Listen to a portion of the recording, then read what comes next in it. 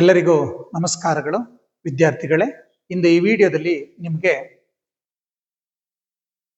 ಕ್ಲೋರಿನ್ನ electron ಚುಕ್ಕಿ ರಚನೆಯನ್ನು ಬರೆಯುವುದು ಹೇಗೆ ಎಂಬುದನ್ನು ನಾನು ಈಗ ತಿಳಿಸ್ಕೊಡ್ತೀನಿ.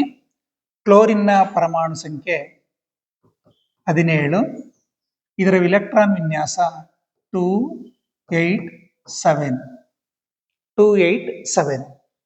ಈಗ ಹೊರಕವಚದಲ್ಲಿ 7 ಎಲೆಕ್ಟ್ರಾನ್ಗಳಿದೆ.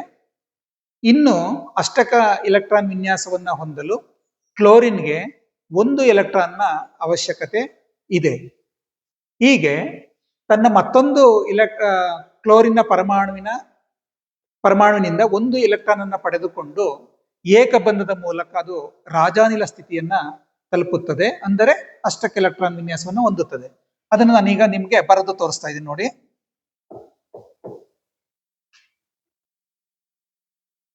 ಕ್ಲೋರಿನ್ ನಲ್ಲಿ ನೋಡಿ 7 ಎಲೆಕ್ಟ್ರಾನ್ಗಳಿದೆ.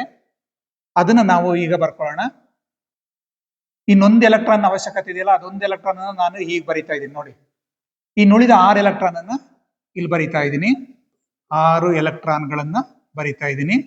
2, 4, 6, 7. ಮತ್ತೊಂದು ಕ್ಲೋರಿನ್ ಬರಿತಾ ಇದ್ದೀನಿ. ಇದರಲ್ಲೂ ಕೂಡ ಇನ್ನು ಅಷ್ಟಕ ಎಲೆಕ್ಟ್ರಾನ್ ವಿನ್ಯಾಸ ಹೊಂದಲು 1 ಎಲೆಕ್ಟ್ರಾನ್ ಬೇಕು, ಅದನ್ನ ನಾನು ಇಲ್ಲಿ ಬರಿತಾ ಇದ್ದೀನಿ. ಇನ್ನು 6 ಎಲೆಕ್ಟ್ರಾನ್ ಈ ಕಡೆ ಬರಿತಾ ಇದ್ದೀನಿ ನೋಡಿ. ಹೀಗೆ ನೋಡಿ, ಕ್ಲೋರಿನ್ ತನಗೆ ಅವಶ್ಯಕತೆ ಇರುವ 1 ಎಲೆಕ್ಟ್ರಾನ್ ತನ್ನದೇ ಆದಂತ ಮತ್ತೊಂದು ಪರಮಾಣುವಿನಿಂದ ಪಡೆದುಕೊಂಡು ಅಷ್ಟಕ ಎಲೆಕ್ಟ್ರಾನ್ ವಿನ್ಯಾಸವನ್ನ ಹೊಂದ್ತಾ ಇದೆ. 1 ಜೊತೆ ಎಲೆಕ್ಟ್ರಾನ್ ಅನ್ನ ಶೇರ್ ಮಾಡ್ಕೊಂಡಿರೋದ್ರಿಂದ ಕ್ಲೋರಿನ್ ಏಕ ಬಂಧದ ಮೂಲಕ ಅಷ್ಟಕ ಎಲೆಕ್ಟ್ರಾನ್ ವಿನ್ಯಾಸವನ್ನು ಹೊಂದಿದೆ. ನಾವು ಕ್ಲೋರಿನ್ ಬರಿಬೇಕಾದಾಗ ಇದು ಕೂಡ ಒಂದು ದ್ವಿಪರಮಾಣೀಯ ಅಣು ಆಗಿರುವುದರಿಂದ ನಾವು ಹೀಗೆ ಬರಿತೀವಿ. ಇದು ಕ್ಲೋರಿನ್ನ ಇಲೆಕ್ಟ್ರಾನ್ ಚುಕ್ಕಿ ರಚನೆ. ಧನ್ಯವಾದಗಳು.